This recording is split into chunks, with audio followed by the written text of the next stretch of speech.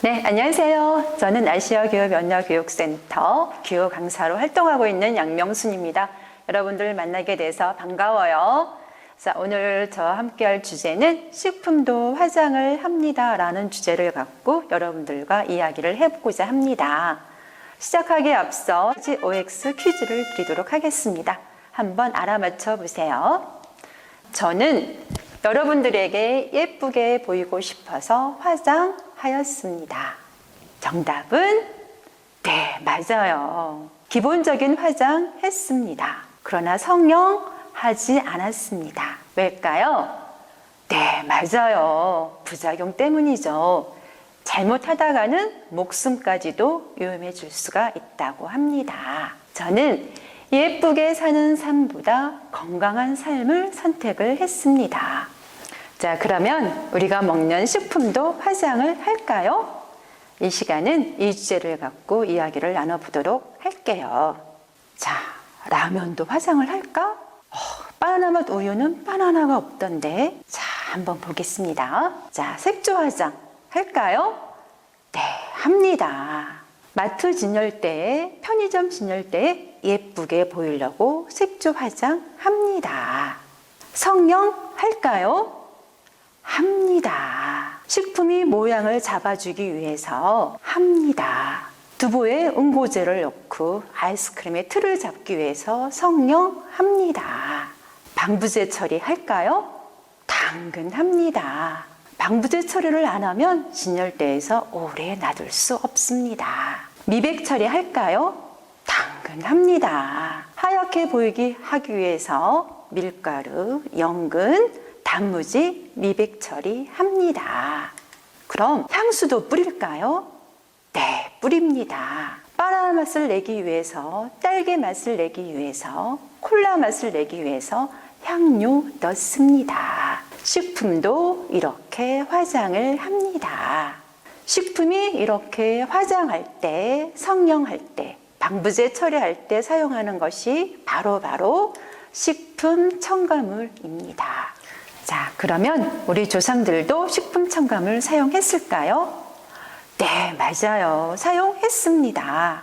이 앞에 보면 여러 가지를 갖고 왔는데 한번 볼까요? 된장, 간장, 참깨, 고춧가루, 멸치 이런 것들로 우리 조상들은 음식에 맛을 냈습니다. 그리고 이런 것을 우리 조상들은 양념이라 하면서 사용을 했습니다. 양념은 약이라고 생각하고 음식에 넣는 겁니다.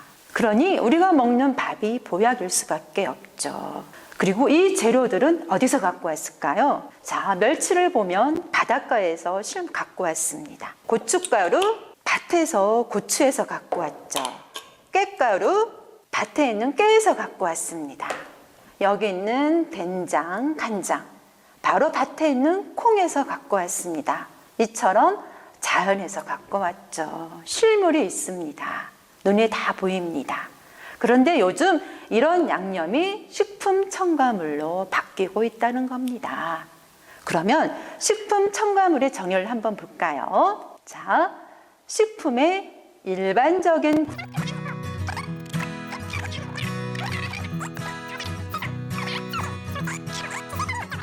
의도적으로 첨가하는 물질이라고 정의를 했습니다. 이러니 우리가 먹고 있는 가공식품 건강할 수 있을까요? 정답은 바로 나오지요. 자, 식품 첨가물의 종류를 살펴보도록 할게요. 자, 식품 첨가물은 1962년부터 시작이 되었습니다. 자, 종류에는 이제 2017년 말까지는 한 670가지 정도로 분류가 되어 있었습니다. 근데 이게 2018년부터 용도 중심으로 변경이 되었습니다. 이 말은 즉 식품 첨가물이 자연에서 갖고 왔는지 실험실에서 갖고 왔는지 우리는 알 수가 없다는 겁니다. 그런데 식품 첨가물이 들어간 음식들을 어느 정도 섭취하고 있는지 한번 볼까요? 자, 저희들이 목이 마를 때 저희들은 보통 물을 마시잖아요. 근데 요즘 어린이들이나 요즘 사람들은 탄산음료나 이런 음료수를 찾습니다. 그리고 출출할 때 옛날 어른들은 간식을 챙겼잖아요. 귤이나 고구마를 많이 나오는데 요즘 사람들은 어떠나요? 빵이나 아이스크림이나 과자를 많이 찾죠.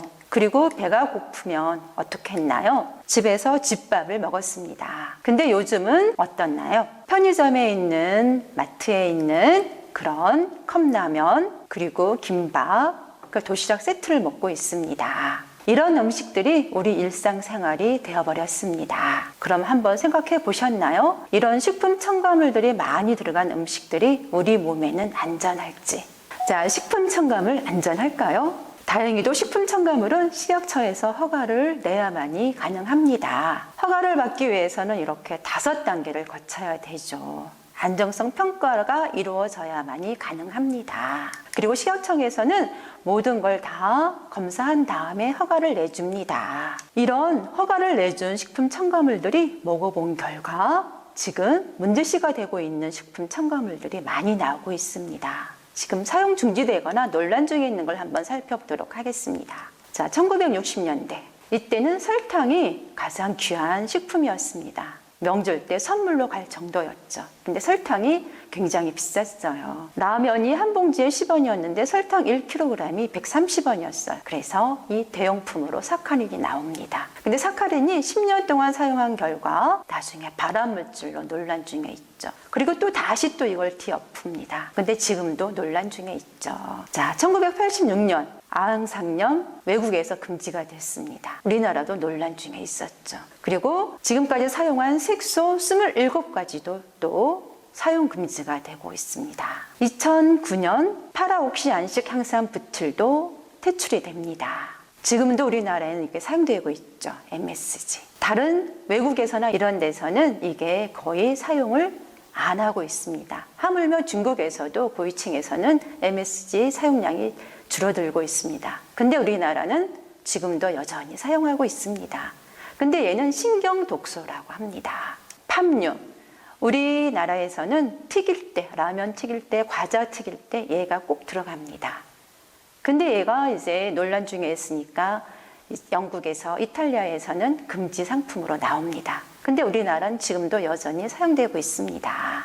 그리고 가장 충격적인 건 2015년 WHO에서는 햄, 소시지, 핫도그를 제1군 발암물질로 지정했죠.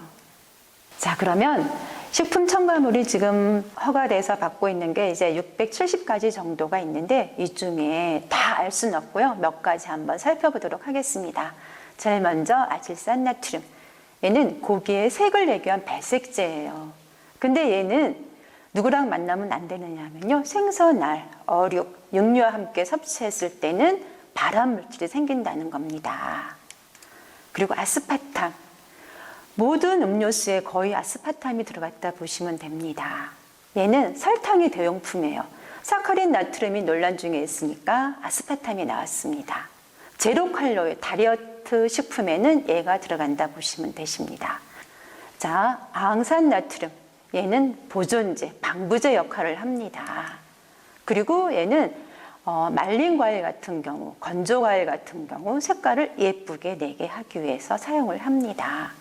단무지 역시 얘를 이제 색을 입히기 전에 하얀색으로 표백을 합니다. 그 다음에 색소를 입히는 거죠. 그리고 우리가 눈여겨봐야 될 게 있습니다. 안식 향산 나트륨, 벤조산 나트륨이라고도 합니다. 얘는 보통 음료수에 많이 있습니다. 얘는 이제 특징이 뭐냐면 미생물 번식을 억제하는 그런 방부제로 많이 쓰는데 2016년 SBS 뉴스에서 보면은 이제 안식 향상 나트륨과 비타민C가 만났을 때는 벤젠이라는 발암물질이 생성이 된다 그럽니다. 근데 우리는 주로 이렇게 많이들 먹고 있죠. 그리고 이제 한라일보에서도 이렇게 보도가 나왔습니다. 조심해서 봐야 될 것 같습니다. 자, 그러면은 식품 첨가물이 어디에 들어있는지 한번 알아보도록 하겠습니다. 자, 가공식품은 보통 10가지는 무조건 넣어야 된다 그럽니다. 그 중에 보면 원재료명 및 함량을 보시면 되십니다. 여기 보시면은 이렇게 원유, 국산 71%, 정제수, 석류 시럽 12.5% 이렇게 쭉쭉 나오죠. 여기에 들어있는 겁니다.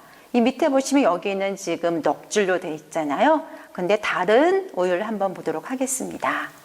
여기는 원제로믹 함량에 보시면 국산 원유 100%가 나옵니다. 제주도산. 여기를 보시면은 그 식품 첨가물이 들어있는지 없는지 체크를 할 수가 있습니다. 가능하면 여기가 짧을수록 좋다는 거죠. 자, 그러면 식품 첨가물이 우리 주변에 친구처럼 따라다니고 있고 안 먹을 수가 없습니다. 그렇다면 식품 첨가물 피할 수 없다면 이렇게 줄이는 방법이 있습니다. 한번 알아보도록 하겠습니다. 식품 첨가물은 다행히도 수용성입니다. 그래서 물에 녹습니다. 일단 그래서 찬물에 담가라. 두 번째는 뜨거운 물에 데쳐라. 세 번째는 걷어내라. 이 방법을 이용하면 그나마 많은 식품 첨가물들이 녹아내려 나온다 그럽니다. 저가요, 여기 앞에 보시면 우리 일상생활에서 너무나 자주 접하는 그런 식품 첨가물이 들어간 음식들을 갖고 와봤습니다. 그럼 첫 번째, 찬물에 담가라. 이걸 먼저 한번 알아보도록 하겠습니다. 찬물에 담그는 걸 일단 여기 보시면 두부가 있습니다. 두부는 여기에 응고제니 소포제니 아주 많이 들어가 있습니다. 그럼 이거를 한 5분 정도 찬물에 담가 둡니다. 그럼 여기다가 많이 녹아 나오겠죠. 그럼 헹구고 다시 드시면 되십니다. 그리고 하다가 남은 건 다시 또 찬물에 넣고 냉장고에 놔두면 됩니다. 우리 친구들이나 일반인들이 짜장면집 많이 가잖아요. 그럼 단무지가 나오잖아요. 그럼 이거를 주문을 한 다음에 먼저 찬물에 한 5분 정도 담갔다가 뺀 다음에 드시면 식품 첨가물이 여기는 이제 색소랑 표백제랑 사카린 나트륨 같은 게 많이 들어 있습니다. 그래서 그런 물질들이 물에 녹아 나올 수 있죠. 여기에 있는 맛살 같은 경우에도 마찬가지입니다. 물에 담갔다가 꺼내서 드시면 식품 첨가물의 양을 많이 줄일 수 있다 그럽니다. 자, 다음으로는 뜨거운 물에 데치는 거를 알려드리도록 하겠습니다. 여기 보시면 어묵 같은 경우에는 조금 칼집을 내고 넣어주시면 되겠습니다. 팔팔 끓는 물에 한번 넣어서 데쳐주시면 되십니다. 그리고 여기 보시면 여기도 애들이 많이 좋아하잖아요. 이거는 비닐로 코팅되어 있다 보시면 되십니다. 그래서 칼집을 좀 내주셔야 여기 있는 식품 첨가물들이 밖으로 나올 수 있습니다. 이렇게 해서 뜨거운 물에 한번 데친 다음에 드시면 좋습니다. 그리고 여기 보시면은 이런 스팸 같은 거 많이 드시잖아요. 열어보시면 이렇게 노랗게 되어 있는 게 있습니다. 이거를 숟갈로 이렇게 해서 긁어낸 다음에 사용하시면 좋습니다. 그리고 요즘 우리 친구들이 가장 좋아하는 라면 있잖아요. 왜냐면 여기에 엄청난 식품 첨가물이 보통 라면에는 한 50가지 정도가 들어있다 보시면 되십니다. 그래서 여기 있는 식품 첨가물을 우려내기 위해서는 냄비를 2개 준비해서 물이 팔팔 끓으면 한번 여기다가 데우칩니다. 그럼 그 물을 버리고 다시 새로 끓인 뜨거운 물을 부어서 끓이면 좋습니다. 그리고 스프는 가능하면 적게 넣는 게 낫겠죠. 이렇게 한다 그러면 그나마 식품 첨가물이 인체 내 흡수를 조금 더디게 할 수가 있습니다.